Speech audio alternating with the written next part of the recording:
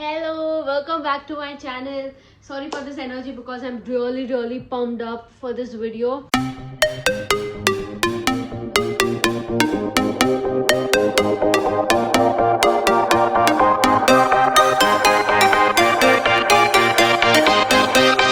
And can you acknowledge me? मैंने hoodie पहना है और पंखा बंद है, विंडोज भी सब बंद है. जस्ट फॉर दिस वीडियो मैं ये कर रही हूँ, ठीक है? ओके, सो मैंने इंट्रोडक्शन तो दिया ही नहीं. So hi guys, welcome back to my channel. My name is Shreya and if you are watching me for the first time, make sure subscribe to my channel below, hit the notification bell, follow me on Instagram, link will be in the description box below, so make sure you do that. So for in today's video, basically मैंने listening skills किया था and for today's video I'll be doing the reading, writing and speaking skills, सारे तीनों skills एक ही video में. So yes, थोड़ा long होगा but it will be worth it. मैंने सारे के सारे टिप्स एंड ट्रिक्स भी डाले, structure, content, everything. So without blabbering a lot, we should get started with this video. So starting with the reading skills first. So we're gonna start with the structure. We'll have 60 minutes to complete 40 questions. Personally मैंने 15 minutes एक passage को दिया, 15 minutes एक passage को दिया, और जो rest 30 minutes था वो मैंने लास्ट पैसेज को दिया था. बट ये टाइमिंग आपको जैसे करना है आप एडजस्ट कर सकते हो. जितना मिनट आपको लास्ट पैसेज के लिए रखना है उतना हम रख सकते हो, बट मेक श्योर पहले दो पैसेज आप कम्प्लीटली कंप्लीट करो. सो कैसे कैसे टाइप के टास्क होते हैं बेसिकली रीडिंग में? Identifying writer's view, short answer questions, true false, not given, heading, matching pictures. मैं बेसिकली पेज रख दूंगी, उधर आप सब देख सकते हो कौन से टाइप्स के जो टास्क आते हैं. बट मेक श्योर आप बहुत ज्यादा प्रैक्टिस करो सो दैट आपको नए नए टास्क के बारे में पता चले. Now moving on to the reading tips and tricks. So firstly, reading exam is basically to assess your ability to understand the ideas. Basically जो पैसेज होता है उसके पीछे का जो आइडिया है वो आपको जानना जरूरी है. आपको स्ट्रेट अवे वो क्वेश्चन और आंसर नहीं मिलेगा, आपको ढूंढना पड़ेगा. होगा तो वही पैसेज में, बट आपको बहुत ज्यादा ढूंढना पड़ेगा. मिलेगा आपको, बट पेशेंस के साथ आपको वर्क करना पड़ेगा पैसेज पे. Secondly, it will B paraphrase. जो ऑप्शंस वैसा ही है पैरा में दिया होगा, बट वर्डिंग्स अलग हो गए. जैसे सिनोनिम्स होते हैं, कोई वर्ड का सिनोनिम जैसे क्वेश्चन में दिया है वो उसका ही सिनोनिम पैरा में होगा, तो आपको वो देखना पड़ेगा कैसा सिमिलर है. मेन टिप है, मैंने भी ऐसा ही किया था. बेसिकली सब पैरा रीड करने मत बैठो. फर्स्टली आपको 3 पैरा करने. 3 पैरा छोटे नहीं होते हैं, बहुत लॉन्ग होते हैं वो. सो सब पैरा मत रीड करो. सिर्फ है ना, मेरा एक टिप है, स्किम करो. बेसिकली देखो हर एक पैरा में इंपॉर्टेंट क्या है, ओवरव्यू ले लो पैरा को कैसा करना है. मतलब पैरा में दिया क्या है, ओवरव्यू. हर एक वर्ड करने बैठोगे ना बहुत टाइम जाएगा, तो एक बार स्किम कर लो पूरा एक बार पैरा. फिर नेक्स्ट टिप है, पहले फर्स्ट लाइन रीड करो, लास्ट लाइन रीड करो. उससे क्या होगा, आपको पूरे पैसेज का आपको ओवरव्यू मिल जाएगा कि दिया क्या है. बेसिकली जो पैरा में जो फर्स्ट लाइन लास्ट लाइन होता है वो उसमें दिया क्या है वो आपको थोड़ा ओवरव्यू मिल जाएगा. और अभी आप जैसे आंसर्स ढूंढते हो, आपको कोई नहीं मिल रहा है तो आप उसका सिनोनिम ढूंढ लो, तो वैसे करके आपको इजीली आंसर मिल सकेगा. उसके बाद वाला टिप है वो किया था मैंने. बेसिकली ये मेरे काउंसलर ने भी बोला था, जिसके टीचर थे उन्होंने मुझे बोला था कि पहले है ना क्वेश्चंस रीड करो और फिर पैरा रीड करने जाओ. अभी ये आप पे होता है. मेरे बहुत सारे फ्रेंड्स ने कैसा किया है, वो लोग ने पैरा रीड्स किए और फिर क्वेश्चन पे गए. तो बेसिकली मैंने कैसा किया था, मैंने क्वेश्चन रीड किया था. सो बेसिकली मुझे, आपको क्वेश्चन से तो पता नहीं चलेगा पैरा किसके बारे में है, पर आप एक बार देख लो सारे क्वेश्चंस की क्या क्या दो, और फिर पैरा रीड करोगे ना, आपको क्या लगेगा, हाँ ये क्वेश्चन है, ये पैरा पे ये क्वेश्चन है, तो आपको वैसे थोड़ा इजी हो जाएगा और आपको आंसर्स भी इजीली मिलेंगे. आप जब प्रैक्टिस करते हो ना, अगर आप क्वेश्चन रीड कर रहे हो और फिर पैरा रीड कर रहे हो वो भी ट्राई करो, या पैरा रीड करके क्वेश्चन करना है तो वैसा भी ट्राई करो. दोनों स्किल्स ट्राई करो, जो भी आपको इजी होता है, जैसा आपको इजीली होता है वो आप एग्जाम में करो. फॉर एग्जाम्पल, अगर आप अभी प्रैक्टिस कर रहे हो, ठीक है, तो एक टाइमर रखो. टाइमर पर कैसे रखो, 20 मिनट्स का टाइमर रखो. और जब भी आप रीड करते हो पैसेज और पूरा पैसेज आपको सॉल्व करना है क्वेश्चन के साथ, तो ट्राई करो आपका वो 16 to 17 मिनट्स में कंप्लीट हो जाए पैसेज पूरा. रीड करने के बाद, क्वेश्चन को आंसर करने के बाद 16 to 17 मिनट्स के बाद आपका हो जाए. और जैसे ही जो 3 मिनट बचेगा ना, 20 मिनट्स में से 17 मिनट्स आपको सॉल्व करने में गया, जो 3 मिनट बचेगा ना, वो आप डायरेक्टली आंसर शीट में अपने आंसर्स ट्रांसफर कर सकते हो. वैसे ट्राई करो, थोड़ा डिफिकल्ट होगा स्टार्टिंग में, बट जैसे जैसे आप प्रैक्टिस करोगे आपको इजीली हो जाएगा. रीड ब्लॉग्स, मैगजीन्स, न्यूज़पेपर्स बहुत ज्यादा इंपॉर्टेंट होते हैं.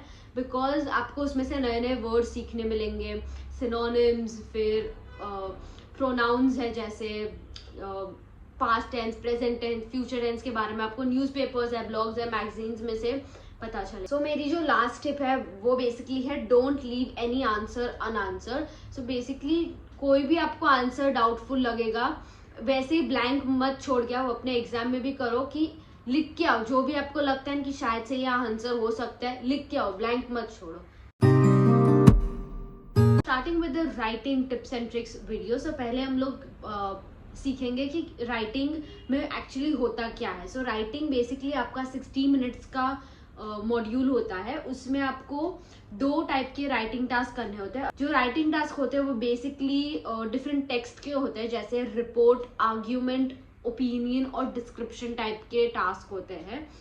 Now coming to the IELTS writing task 1 academic, उसमें क्या होता है, आपको ग्राफिक या पिक्चर टाइप आपको इंफॉर्मेशन दिया जाता है। आपको उसमें डिस्क्रिप्टिव रिपोर्ट लिखना होता है of around 150 words of the information given. अभी इसके लिए आपको 20 मिनट्स मिलेंगे। Basically 20 minutes for the first writing task and 40 minutes for the second part of the IELTS writing.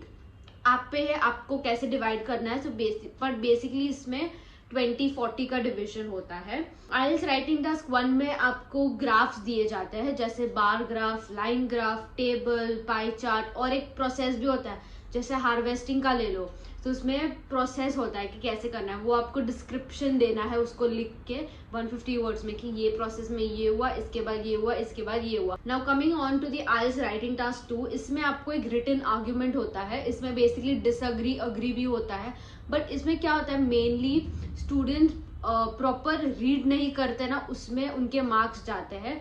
आप रीड करो, अगर आपको ओपिनियन पूछा है तो ओपिनियन ही दो। अगर आपको बोला है ड्यू डिसअग्री और अग्री, तो डिसअग्री या अग्री में से कोई एक बोलना, दोनों मत बोलना कि I agree also, I disagree also.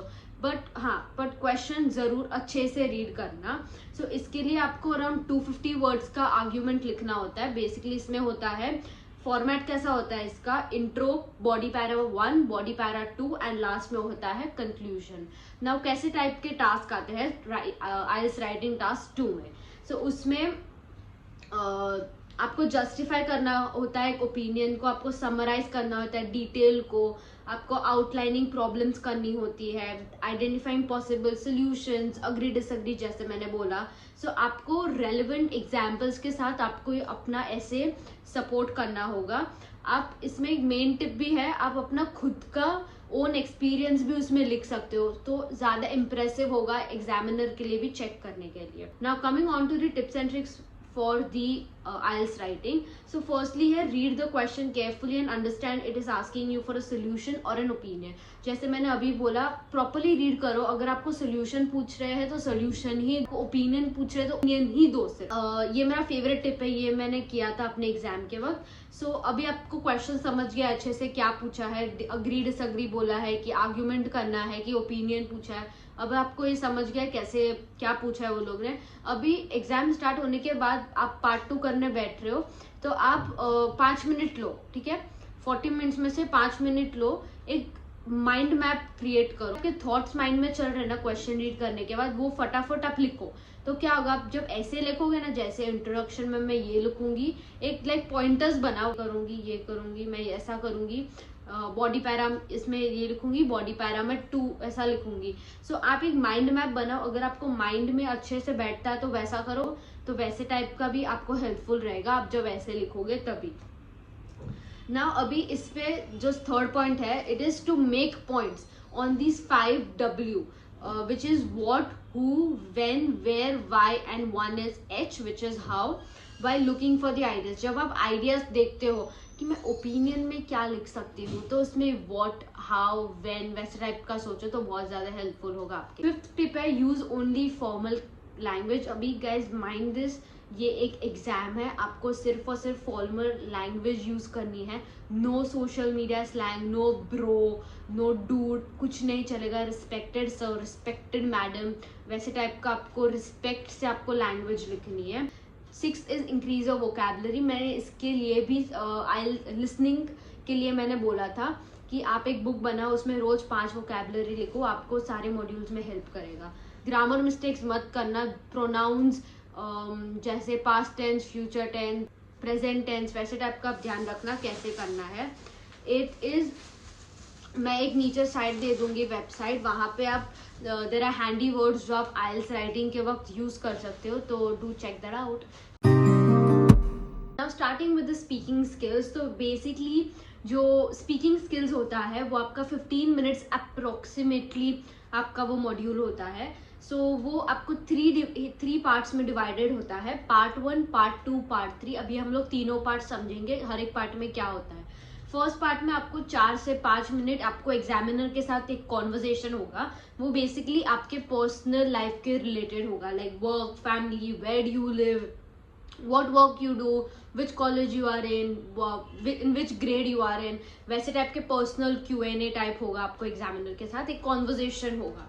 जो सेकंड पार्ट होता है वो कार्ड विद टॉपिक, बेसिकली वो एक पेपर पे आपको एक टॉपिक लिख के देते हैं, वो टॉपिक आपको ऑन द स्पॉट आपको प्रिपेयर करना है। आपको सिर्फ और सिर्फ 1 मिनट दिया जाएगा वो टॉपिक के लिए प्रिपेयर करने के लिए। आपको पेन, पेंसिल, पेपर जो भी चाहिए आपको दिया जाएगा, और आपको 1 मिनट खत्म होने के बाद वो टॉपिक पे आपको बोलना है फॉर 2 मिनट्स। अगर आप 2 मिनट से एक्सटेंड करोगे वो लोग बोलेंगे आपको स्टॉप करने के लिए। सो जो भी बोलना है प्रिसाइसली वो 2 मिनट में बोलो, जो भी आपको टॉपिक के बारे में बोलना है। थर्ड पार्ट में आपको अगेन Q&A होगा, बट Q&A इस बार जो टॉपिक आपको जो सेकेंड राउंड में मिला था उसके रिलेटेड होगा, बट इन डिटेल, ठीक है। तो आप 4 से 5 मिनट वो आपका थर्ड राउंड चलेगा। Now moving on to the tips and tricks part. मेरी फर्स्ट टिप है कि मेरे काउंसलर ने भी ये बोला था, डोंट मेमोराइज। इसमें क्या होता है, अगर हम लोग एंशियस होते हैं, हम लोग को लगता है कि क्या बोलेंगे उधर, उससे अच्छा हम लोग मेमोराइज कर देते हैं। नहीं, ये बिल्कुल बिल्कुल मत करना। जो आपके पर्सनल लाइफ के रिलेटेड है पार्ट 1, बेसिकली पार्ट 2 और पार्ट 3 में मेमोराइज करने जैसा कुछ है ही नहीं, आपको ऑन द स्पॉट ही होगा। पार्ट 1 में कुछ लोग मेमोराइज करते हैं, वैसा मत करो, आप ऑन द स्पॉट भूल जाओगे आपने क्या याद रखा है। उससे अच्छा माइंड फ्रेश रखो। जैसे पर्सनल लाइफ के रिलेटेड है, वेयर डू यू लिव, वो आपको मेमोराइज करने की जरूरत नहीं है। सो फर्स्ट पॉइंट वही है, कुछ मेमोराइज मत करो, फ्रीली जाओ एग्जाम के लिए with confidence. Don't use big and unfamiliar words. अभी क्या होता है ना, एग्जामिनर को इम्प्रेस करने के लिए, अच्छे बैंड के लिए हम लोग जो वर्ड्स हम लोग को भी नहीं पता मीनिंग क्या है उसका, वो हम लोग यूज करने लगते हैं। Now examiner is very smart, उनको पता है मीनिंग वो वर्ड का, बट अगर आपने उल्टा बोला वो वर्ड का मीनिंग, आपने कोई सेंटेंस में वो रिलेट ही नहीं होता है वर्ड, और आपने वो वर्ड बोल दिया तो आपका गलत हो सकता है। तो जितने वर्ड्स पता है वो ही बोलो, आपका जो रियल वोकैबुलरी है वो ही सिर्फ बोलो। बिग ऐसे बड़े बड़े अच्छे लगते हैं नाम सुनने में, वैसे वोकैबुलरी मत यूज करो। अगर आपको आते हैं वेल एंड गुड यूज करो, नहीं आते हैं तो मत करो, it can be a disadvantage for you. Tip है, try using complex and simple sentences. आप जब बात करते हो try using not only I like this but also I love reading. आप वैसे टाइप के यूज करो, सिंपल सेंटेंसेस, कॉम्प्लेक्स सेंटेंसेस भी यूज करो। इससे क्या होगा, एग्जामिनर वुड नो कि आपको वोकैबुलरी अच्छी आती है, आपका लैंग्वेज पे गुड कंट्रोल है, you deserve a good band. वैसा टिप है, don't worry about your accent. अभी एक्सेंट भी एक डिसएडवांटेज आपके लिए हो सकता है, जो आपकी रियल एक्सेंट है ना वही रखो, ठीक है। आप अगर ऐसे इंग्लिश, अमेरिकन, कैनेडियन लैंग्वेज में बोलने जाओगे ना, वो लोग को पता चल जाएगा आप फेक कर रहे हो एक्सेंट।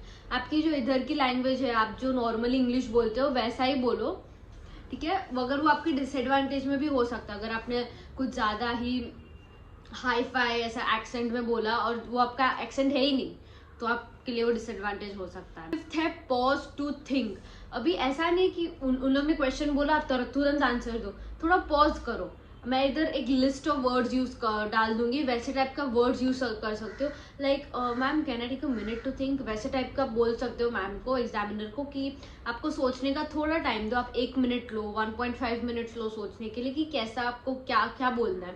अगर आप ब्लैबरी करते रहोगे, जो मेन पॉइंट है वही नहीं बोलोगे, तो फिर प्रॉब्लम हो सकता है, आपके बैंड कम आ सकते हैं। Avoid using fillers, like you know ma'am, yes that's yeah that's that, ये आपका लो कॉन्फिडेंस दिखाते, तो ऐसे टाइप के वर्ड्स मत यूज करो। 7 पॉइंट है which is extend your answers. Basically ये बहुत ज्यादा मेरा फेवरेट टिप है ये। इसमें क्या होता है, अगर आपको एग्जामिनर पूछते हैं in which grade you are in, तो आपका क्या आंसर होगा, I am in 12th grade. आपको एक्सटेंड कैसे करना है, I was in XYZ college, I passed out my grade 12 in dash year, वैसे टाइप का आप एक्सटेंड करके बोल सकते हो. It's impressive also to the examiner. 8th tip है make sure you smile while speaking. ये आपका एक कॉन्फिडेंस आपका भी बूस्ट करेगा और सामने वालों को भी इट विल बी इम्प्रेसिव, मजा आएगा उनको भी आंसर सुनने में. So make sure you smiling, you don't have that grumpy face on your grumpy face, वैसा टाइप का. सो कीप स्माइलिंग, बी काम एंड आंसर करेक्टली. लास्ट है प्रैक्टिस कॉमन आइल्स टॉपिक्स. मैं इधर वापस एक लिस्ट डाल दूंगी, वैसे टाइप का टॉपिक सीख सकते हो, वैसे टाइप का प्रैक्टिस कर सकते हो. इसमें से ही आएगा वैसा गारंटी नहीं है, बट ये कॉमन टॉपिक्स है वो आप प्रैक्टिस कर सकते हो. इसके आपको आइडिया भी मिलेगा कैसे आइल्स स्पीकिंग में टॉपिक्स आते हैं. That's it for the video guys. Hope you guys like this video. Make sure to subscribe to my channel below, hit the notification bell, follow me on Instagram. See you guys in my next video with a bang. Bye.